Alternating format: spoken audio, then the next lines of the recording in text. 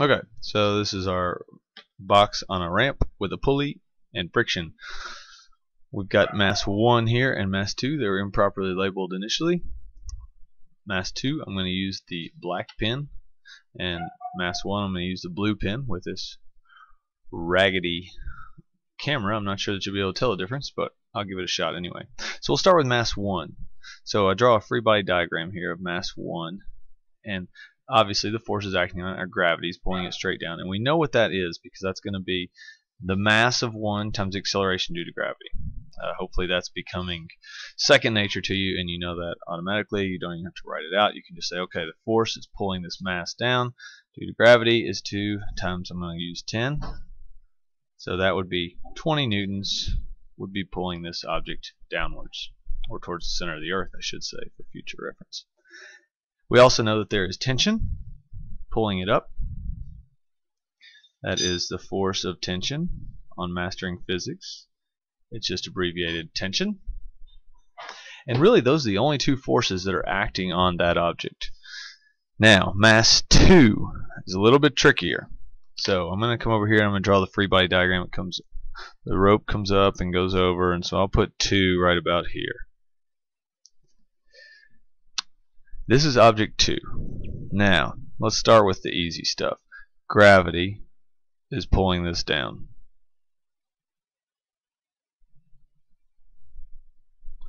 That is the force of gravity on 2. Let's see if I can focus this a little bit better. That's just almost horrible. There we go. So this is the force of gravity on object 2. I should maybe put a little 2 right there. And it's going directly down. Remember, this ramp is laying about like this. So gravity still points straight down. See, Otis wants a little bit of this. He's outside barking, wanting to come in. So the forces that are acting with regards to the ramp. We have the normal force that is pointing perpendicular to the ramp. This is the normal force. And then we also have friction that is parallel to the ramp, opposing the motion. This thing is accelerating with 5 meters per second with a rate of 5 meters per second this way. So we're saying that mass 1 is falling. And so these are the forces that are acting on this object. These two are actually going to be more of right angles to each other. Try to draw them a little bit better. This is the right angle here. And so what we've got to do is we've got to break this gravity component or gravity vector into vector components. So we've got this component of gravity pushing into the board or into the ramp, and we have this component of gravity which is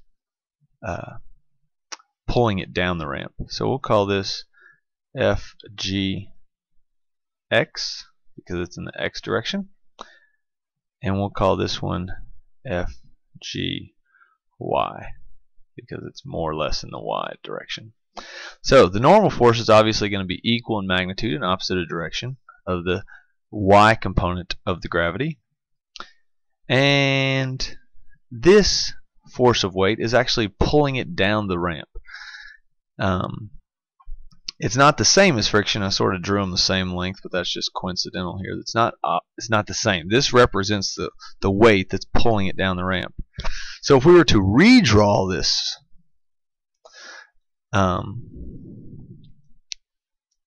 particle, we would say there's the force of friction.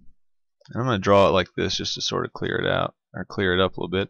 And this is the force of gravity X component. Then we have the normal force, and we have this tension pulling it up, and gravity straight down. So this is just sort of like a full-blown free body diagram, just trying to clean this up a little bit. So now we're back to the point where we sort of were the other day with the pulley system on a horizontal surface. We're going to have to consider this mass and this mass because they're all accelerating together. We've got to sort of treat it as one object. So I'm going to draw a new free body diagram. This is sort of our final free body diagram here that represents mass 1 and 2 and the string. It's supposed to be a massless string and a frictionless pulley, so we don't have to consider those. And so the forces that are acting on it, the external forces, not the tension in the rope, but all the forces that are acting externally. So the ones that we have are gravity of object 1 pulling it one way, and we know that is 20 newtons in my case. In yours it's something different. And then pulling in the other direction, we really have just two forces that's resisting this motion, right? That's opposing this motion. We have friction and we have a little bit of weight. So I'm going to draw those right here. So this is force of friction on mass 2, and the x component of the gravity. And so those two forces are opposing this one. This one actually should be bigger because we know that it's going to accelerate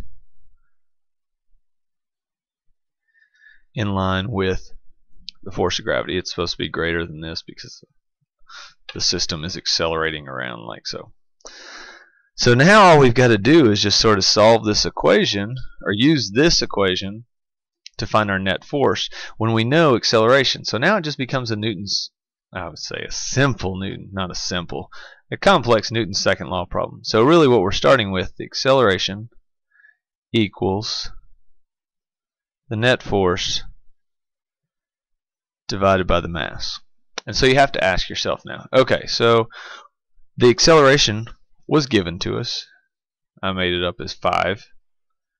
So I can say 5 meters per second squared is going to equal the net force. And so what is the net force going to be? The net force, let me write the sum of the forces over here, because this is the net force is kind of a big thing. So I'm going to go over here and talk about the net forces for a minute. The sum of the forces, that's going to be equal to 20 newtons minus F of friction on 2, and then also minus the force of gravity x component. Let's expand these a little bit. We got to get bigger before we can get to the answer. So we're going to say the sum of the forces is 20 newtons minus, now friction. Friction is, if you can remember, mu sub k, kinetic friction, times the normal force of 2 minus the x component, this component right here. So I'm going to expand this one a little bit, and I'm going to say this is theta. So what f of g of x is going to be fg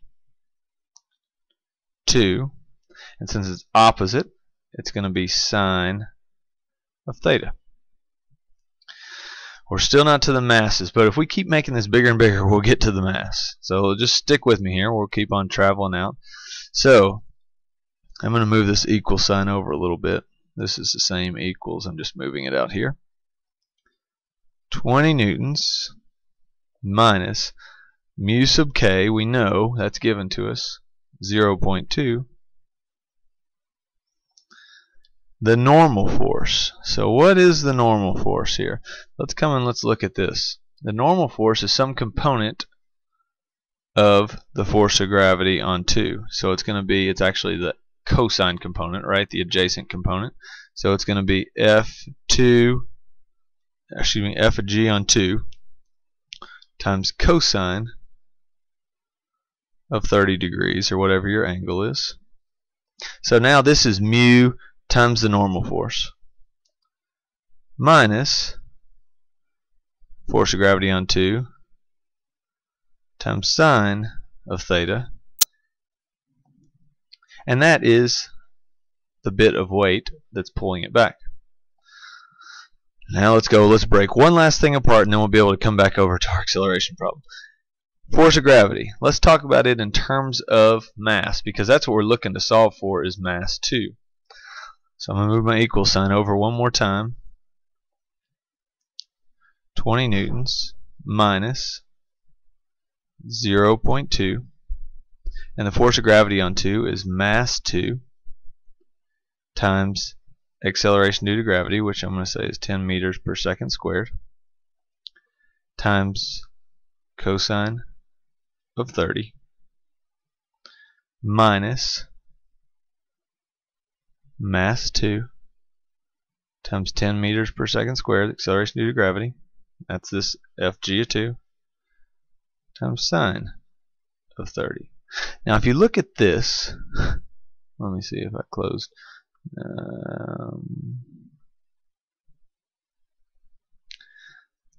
All we have here is M2, M2. So our only variable in this entire net force is M2. So all of this, I'm going to call this Y for the heck of it. All of this is going to come over here. Actually, let's call this sum of F. How about that? Forget the Y, scratch that out. See a Y. So all of this is going to come over here into our acceleration equation. So now we know that acceleration is the sum of F divided by the mass, but not just the mass of this object, the mass of this system. And the mass of this system is M1, which is 2 kilograms, plus M2, which is unknown. So now we've got a couple M2s on the top, one M2 on the bottom, and that's our only variable.